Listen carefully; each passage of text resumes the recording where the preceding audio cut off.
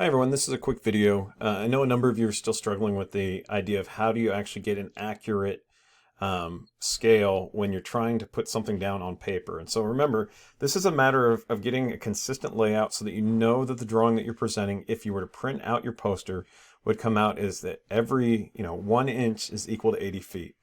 And so one of the ways that I double check this for this example that I put here in front of you is that I've uploaded both a southern and a northern site boundary, site base map that are appropriately scaled. And one of the ways that I double check this is as I brought them in, is that here in Photoshop, knowing that this is set up as 1 inch equals 80 feet, I went ahead and I measured from the corner of Rose and Kent Avenue to the intersection with Sunset Lane and Rose, right? And so I'm looking at the height here, 6.6 inches. So if I go ahead and pull up a calculator,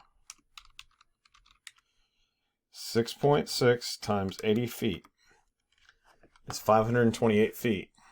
If I go ahead and bring you in here, and we measure that same distance here from approximately the corner, it's actually Kingston, that's right, not Kent. That's mislabeled in the GIS database, it looks like. So from the corner of Kingston and Rose to the corner of Sunset and Rose, that same measurement here in Google Earth, you're going to see I get 528 feet. That means I know that my drawing is accurately scaled to 1 inch equals 80 feet here. The upside for you is that I'm providing you with this resource. And so there's several different ways to go about doing this. One of the easy ways to do it is to actually just go ahead and bring in your drawing. Now, this would be a lot easier, and it's one of the reasons I would almost always encourage you to put your site boundaries on your master plan. Right? Without those site boundaries, I don't actually have any landmarks really to work with here. I'm borrowing Katie's drawing because she happened to be the one that asked the question, that triggered this video. But I have Katie's drawing up and running here. And you're going to see that as I kind of bring it in here, I've got to look for something in her drawing. Let me go ahead and bring that up to full. Something in her drawing that I can start to try and line up. Because it looks like it's set up in the same north configuration. There's no differences there.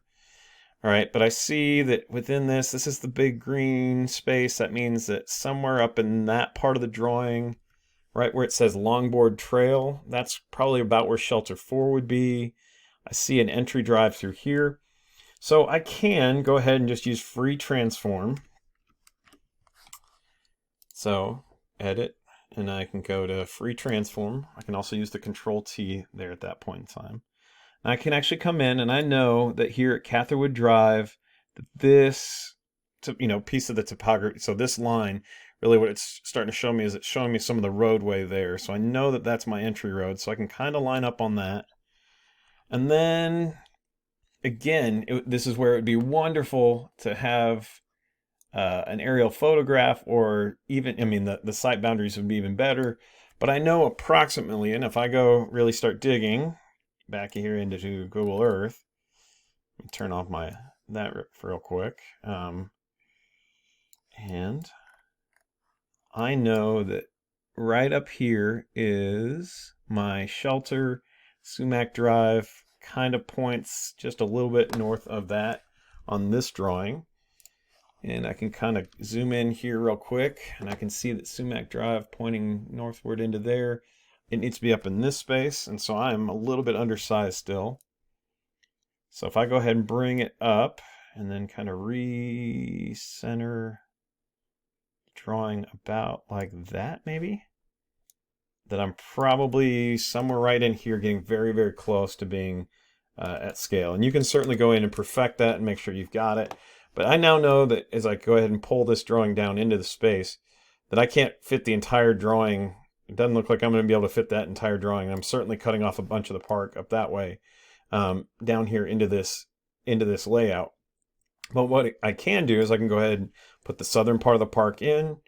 You don't need that background here anymore because you know now that this is set to 1 inch equals 80 feet because you scaled it off of a known base map. So that's the easy way to go about doing this. So let's go ahead and jump over here to where I think the original problem is coming from. And so one of those challenges that certainly, jumps out here is that we know that, oops, I need to go back to the original on this, sorry. There we go. As I go ahead and zoom in on this, right, that the graphic scale is always going to be accurate for us. And so this tells me that there was an attempt to make this 1 inch equals 80 feet. But instead, let's actually measure this out and see what we got. And so we're looking at the width here. So right there at the halfway mark, I'm getting 1 inch. Maybe not even quite exactly 1 inch. And so, but close.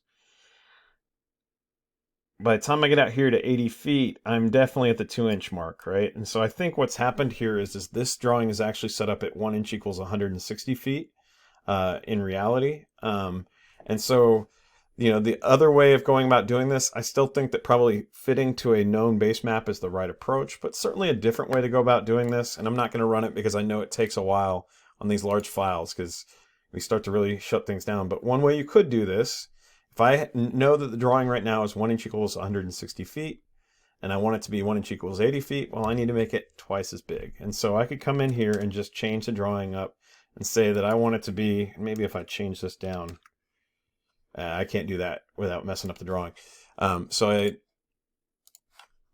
Just go ahead and set this up at 200%. If I were to hit OK, it's going to take about 5 minutes to run, and I don't have time here in the video to run it that way. But I do know that what will happen out of that is that it will get me very, very close to 1 inch equals 80 feet. I could then go ahead and I don't need the program elements or the program description or anything else here in that large format. I could go in and just cut out the master plan and then double the master plan in size and drag it onto a new poster layout and feel pretty comfortable that I'm in the right scale.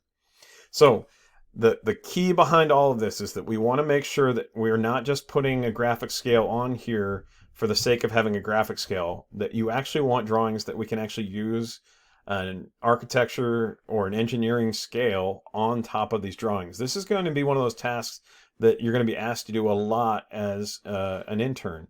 And so this is a place to get practice on this, is that how do you make sure that what you're putting on the drawing is accurate in scale back to what is going on here in real life, in the real world, so that we can actually draw over the top of those.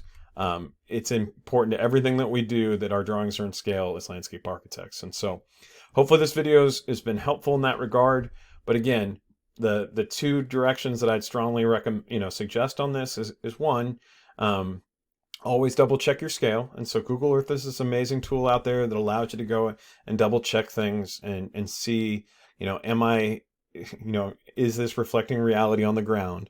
And then the second one is always work from a known base map. GIS is amazing at creating scaled base map drawings that you can then work off from there. And so certainly let me know if you have any other questions, and I hope